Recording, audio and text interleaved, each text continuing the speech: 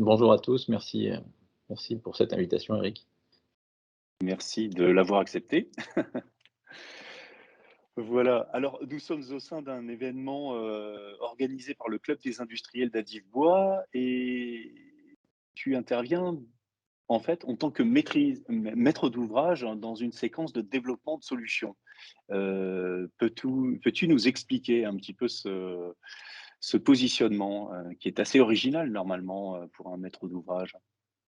Oui, alors, en fait, pour que tu comprennes, Eric, et pour que vous compreniez bien tous le positionnement d'ICAD aujourd'hui et plus globalement, je pense, des maîtres d'ouvrage qui ont envie de faire avancer les choses sur les aspects de la carbone. Euh, Comme l'a dit Pierre-Emmanuel, tous les grands acteurs aujourd'hui, et notamment les sociétés cotées comme ICAD, ont des comptes à rendre auprès de leurs actionnaires qui veulent placer leur argent idéalement sur des sociétés qui sont alignées sur des trajectoires bas carbone. Euh, pour ceux qui ont suivi la parution des résultats d'ICAD de l'année dernière, on en a profité pour annoncer au marché qu'on allait nous aussi s'aligner sur une trajectoire 1,5 degré. Et donc cet alignement pour un groupe comme ICAD, qui est composé de trois métiers, je le rappelle, hein, une foncière santé, une foncière tertiaire et la branche promotion est le poids lourd en termes d'émissions de carbone. Donc ça veut dire qu'il faut qu'on se saisisse en fait de cette problématique et qu'on trouve des solutions très concrètes pour décarboner notre production, qui est composée bien évidemment de, vous savez tous qu'une analyse de cycle de vie, c'est 50 ans d'exploitation et 50 ans de matériaux à renouveler. Et donc il y a deux enjeux primordiaux pour nous, il y a la maîtrise des mix énergétiques et la maîtrise des systèmes constructifs. Donc par rapport à ça, ça veut dire en gros innover. Et innover, c'est trois choses, c'est l'innovation produit, de l'innovation de processus et de l'innovation dans l'organisation. Et donc une fois qu'on a dit ça, finalement, on est dans un écosystème et on n'a pas les clés de tous nos leviers d'action pour décarboner.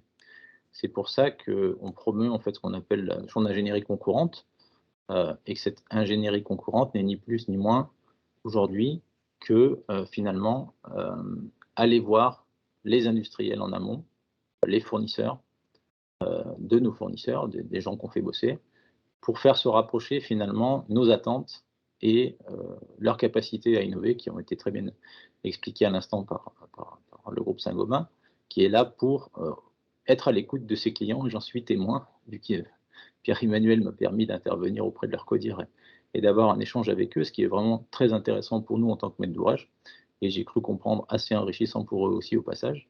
Donc on s'inscrit finalement tous dans la même dynamique, qui est une dynamique de développement de produits. Mais comme l'a dit Pierre-Emmanuel, le sujet, c'est qu'à un moment donné, il faut qu'il y ait une massification. Sinon, il n'y a pas de capacité à investir. Et pour montrer que nous, on est prêt à aller sur de la massification, aujourd'hui, eh bien, on développe directement des solutions en partenariat avec les industriels.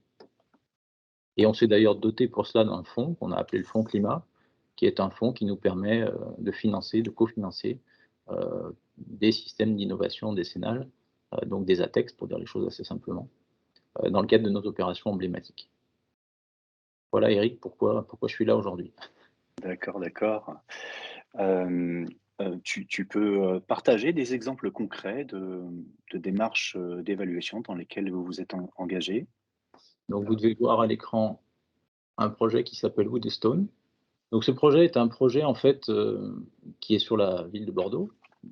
Ce projet avait la particularité de s'inscrire dans un concours qui était adossé aussi à une AMI industrielle.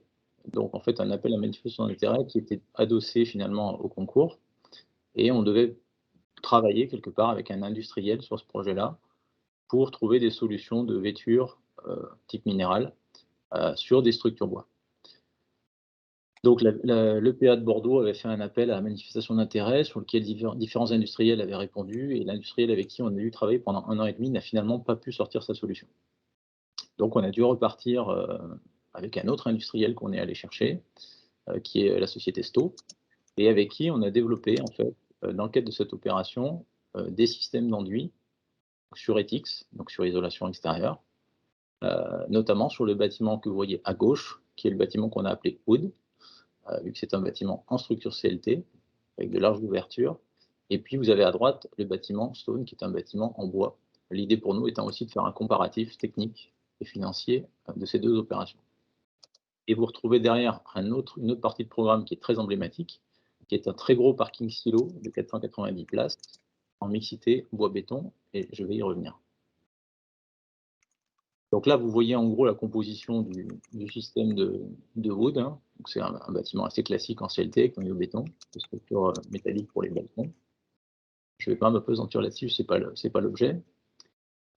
L'objet de notre travail, et notamment avec tes équipes, Eric, ça a été de monter eh bien, tout un dossier qu'on est allé soutenir en index de KA devant le CSTB, sur support COB, parce que même si on n'avait pas de COB sur ce projet-là, on en a profité en fait pour faire un index de KA à la fois sur COB et sur FOB.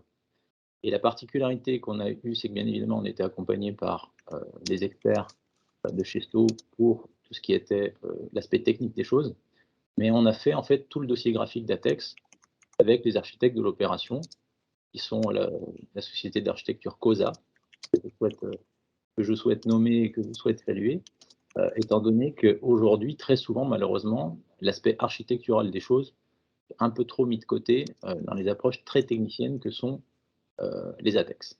Or, bien évidemment, si on fait des ATEX, c'est qu'on a envie de répliquer ça à grande échelle, et si c'est pas beau, c'est pas forcément une bonne idée. Voilà. Donc le sujet aujourd'hui pour nous, il est validé sur l'aspect COB et sur l'aspect CLT, et nous sommes en cours de finalisation d'un deuxième ATEX de KA qui s'inscrit exactement dans la même logique, mais cette fois-ci sur FOB, avec les spécificités bien évidemment du domaine des FOB. Donc c'est énormément de travail, hein, c'est 1 an et demi de travail, de réflexion, et on va pouvoir mettre ça en œuvre très directement sur le chantier qui est en cours. Donc cette fois-ci, deuxième sujet dont je voulais vous parler, toujours en termes d'innovation avec des industriels, c'est toute la partie, on va dire, parking. Donc comme que vous voyez à l'écran, qui a la particularité en plus de recevoir des terrains de sport et puis des jardins partagés en fait sur le toit du bâtiment, et auxquels on accède depuis les bâtiments, la partie arrière des bâtiments qui se situe sur le pourtour en fait de ce parking. Donc c'est un parking avec des demi-niveaux, on va le voir. C'est un parking qui a aussi la particularité d'être réversible en termes d'usage. C'était dans le cahier des charges. En gros, c'est un parking qui, à terme, pourrait devenir, d'ici 20 ans, par exemple, des bureaux. La structure de ce parking est une structure en fait hybride, donc avec des noyaux béton, un système de stabilité générale qui est en bois, avec des contreventements bois, des poteaux poutres bois, et puis des dalles béton qui sont simplement posées sur cette structure bois. Il y a eu pas mal d'innovations et il y a eu pas mal de travail à faire sur ce parking. Alors notamment en termes de sécurité incendie. Là, on n'est pas dans le cadre du club des industriels, mais ça a été quand même un gros sujet pour nous de développer en fait de l'ingénierie incendie sur ce projet, notamment en calculatoire. Et au-delà du calculatoire, et c'est là qu'on reboucle avec le club des industriels, on a pris le pari en fait de faire des essais au feu avec l'industriel Knapp sur des systèmes complètement cachés. Et vous voyez sur l'image le résultat d'essais au feu qu'on a mené. Donc on a fait des essais au feu grandeur nature pour caractériser finalement ces connecteurs qu'on a réussi à caractériser 2 heures au feu sans avoir à rajouter d'éléments de joints ou de protection complémentaires à l'interface entre les poteaux et les poutres principales qui sont équipées de ces différents connecteurs. Donc c'était intéressant pour nous, bien évidemment, d'être en partenariat avec ces acteurs, au-delà du cofinancement, simplement pour déclencher auprès de leur direction aussi la volonté de se développer sur certains segments de marché où il n'y avait pas forcément peut-être de perception de besoin. Donc voilà ce que je pouvais te dire, Eric, sur le sujet en question de Bordeaux. Et peut-être un dernier point qui a été évoqué par Franck en introduction, qui relève cette fois-ci plus de la problématique des douches, et notamment dans le cadre du projet JO. Donc j'aurais pu vous parler de tout ce qu'on fait sur les JO. Franck l'a évoqué, il y a dans le cadre des JO plus d'une vingtaine de typologies de parements différents, et nous, on doit rien qu'à nous emporter une bonne quinzaine, je pense, une bonne dizaine, c'est sûr. Je ne sais même plus combien on en a exactement. Mais bon, c'est un sujet de FOB, finalement, que vous connaissez, je pense, tous assez bien autour de la table. Le sujet pour nous était plus prégnant sur la problématique de douche, sur laquelle on a pas mal fait avancer le débat, y compris même pour support béton, vu que les travaux qui sont menés sont en train d'être repris par le CSTB dans la rédaction, cette fois-ci, d'un guide accessibilité, donc la mise à jour du guide qui existe actuellement en version béton de 2012 et qui va bientôt paraître, je l'espère, avec en fait la mise en évidence de tout un tas de problématiques qu'on connaissait tous, hein, mais qu'on n'avait jamais forcément traitées à fond. Et là, ça a été vraiment l'occasion de faire cet exercice. Et je remercie d'ailleurs le porteur d'un texte. Hein, c'est un texte qui n'est pas encore validé, qui est en cours de finalisation, qui est C4CI, qui a fait un travail assez formidable de compilation sur la base d'un travail qui avait été fait initialement par la direction technique d'ICAD, accompagnée par bien évidemment la société Matisse et la société Schluter, qui est l'industriel en fait avec Matisse qui a proposé la solution de base, que nous avons retravaillé dans le cadre du projet et qui a été repris ensuite par les entreprises et développée. Cette solution, finalement, elle nous amène à nous interroger sur beaucoup de choses par rapport au plancher bois, mais pas que, plus globalement par rapport à la notion d'accessibilité et par rapport aussi à la notion de complexité. On sait qu'une salle de bain, c'est assez complexe déjà à réaliser, il faut beaucoup de corps d'état sur un tout petit espace. Mais là, je peux vous dire qu'à concevoir, c'était quand même, il fallait beaucoup de matière grise au mètre carré de salle de bain pour arriver à lever à peu près tous les problèmes qu'on a rencontrés qui, avec les notions d'accessibilité, sont des problèmes aussi beaucoup géométriques. Et c'est un point important, notamment vis-à-vis des architectes. Pour dire les choses assez simplement, dans le cadre du projet JO, par exemple, on avait une grande partie de nos salles de bain qui ne correspondent pas à la figure que vous avez à l'écran, et dans lesquelles, comme vous pouvez le voir, il y a deux grands cercles, un cercle rouge et un cercle vert, qui sont des cercles en fait d'environ 2 mètres, 1,80 m, 2 mètres, qui se situent par rapport au point d'évacuation et au point d'arrivée d'eau. Et si la porte se trouve dans l'intersection de ces cercles, en fait, vous vous retrouvez à avoir potentiellement un manque de pente entre le point bas d'évacuation et le point de porte qui vous oblige à remettre un ressaut au droit des portes. Or, dans le cahier des charges des JO, en termes d'accessibilité universelle, on ne pouvait pas avoir de ressaut. Dit autrement, si vous anticipez pas le point, eh bien, dans 80% ou 70% des cas de ce que vous dessineront des architectes sur vos projets, vous ne pourrez pas être conforme à la réglementation. Alors, il y a eu débat sur le sujet, le point a été remonté grâce à la Solidité au ministère.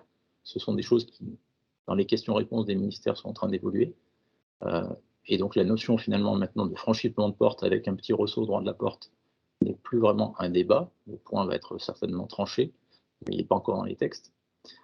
Mais ce qui est certain, c'est qu'on a pu constater finalement que, vu le niveau de complexité, c'est un point qui va nécessiter une standardisation et une industrialisation si on veut s'éviter des écueils systématiques sur ces questions-là. Et c'est bien nous, en tant que maîtres d'ouvrage, qui avons la capacité aujourd'hui à essayer de standardiser, à essayer d'imposer un minimum voilà, de réplicabilité sur ces sujets-là pour sécuriser nos opérations, à la fois sur l'aspect technique, mais aussi sur l'aspect financier, et puis peut-être dans un deuxième temps, aller réfléchir à comment préfabriquer tout ça au maximum pour mieux en maîtriser la qualité et les coûts.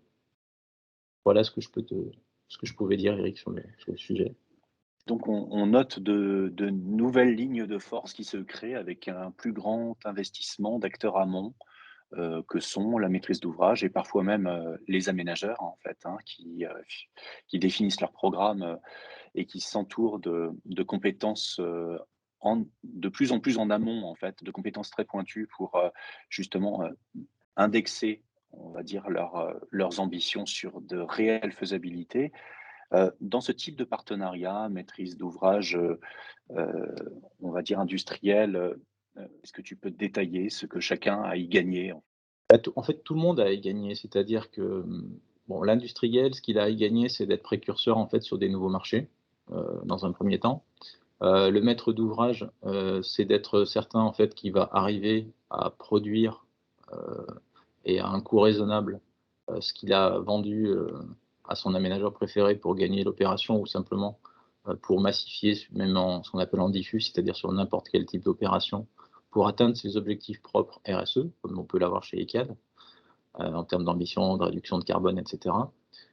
Et puis bien évidemment, pour les aménageurs, les élus, c'est aussi, la sécurisation finalement quand ils sont capables de s'inscrire à leur échelle, et bien, de faire une dynamique de territoire, d'amener des choses à une échelle suffisante aussi pour mobiliser beaucoup de gens et donc avoir un impact très important parce qu'on comprend bien que même un industriel et un promoteur n'ont pas la capacité d'entraînement qu'on pourrait avoir en tant qu'aménageur, par exemple, ne serait-ce que sur l'espace déjà d'une ZAC et plus globalement à l'échelle d'une ville. Donc tout le monde est gagnant en fait à s'investir dans ces réflexions-là. La vraie difficulté, c'est d'arriver à mettre tout le monde autour de la table pour partager le constat de, du chemin à parcourir et peut-être aussi de réduire parfois les ambitions initiales qui sont poussées parfois à bon escient hein, par les hommes politiques, mais qui sont parfois un peu en décalage avec la réalité opérationnelle. Très bien. David, tu as parlé de donc que TICAD portait en partenariat, en coportage, en co-demandeur, en fait, certaines évaluations techniques telles que des ATEX. Hem, que se passe-t-il après 3 ans de durée de validité d'une ATEX de KA, par exemple? Alors, la finalité d'ICAD, c'est pas d'être porteur d'ATEX, bien évidemment ad vitam aeternam, c'est comme je le disais, de donner cette petite impulsion avec des industriels pour amorcer un marché. Et comme vous le savez Mmh. tous, une fois qu'on a un ATEX, François évoquait tout à l'heure même des éléments non normés, donc des pré-ATEX, on peut avoir derrière des ATEX de KB, de KA, qui vont alimenter le débat, qui vont alimenter la filière et qui vont pouvoir se transformer, on l'espère, in fine pour les industriels, par des ATEC. Et donc, une fois qu'ils ont ces ATEC, ils sont sur le marché, on est en technique courante et il n'y a plus de problème pour tout le monde, quoi. Très bien. Je pense, David, que tu peux confirmer que c'est un mode d'action, que qui est encouragé, en fait, par le club des industriels, c'est-à-dire rapprocher l'offre et la demande. C'est Oui, c'est tout à fait l'objet. Et puis, je pense que la filière bois est aujourd'hui en attente, finalement, de l'ensemble des industriels de la filière bâtiment, parce que substituer un élément structurel par un autre, d'une autre matière, d'un autre matériau, ou un système constructif par un autre, ne se réduit pas à cela, bien évidemment, et doit embarquer l'ensemble des problématiques qui composent les parois. Et on sait très bien la complexité du fonctionnement des parois multicouches, par exemple, qui nécessitera d'avoir autour de la table tout un tas d'acteurs, et y compris des acteurs assez divers hein, qui vont aller. Alors, quand il y a des grands groupes comme Saint-Gobain, ils peuvent prendre l'ensemble de la paroi, mais parfois il faut mettre autour de la table 2, 3, 4 industriels pour recomposer tout un élément de paroi, un plancher, une façade. Et c'est ça, pour moi, la vocation du club des industriels, c'est d'amener les gens à se rencontrer et à se dire, ben voilà, on crée un pool et puis on avance sur un sujet qui nous est commun et qu'on pense qu'il faut faire avancer.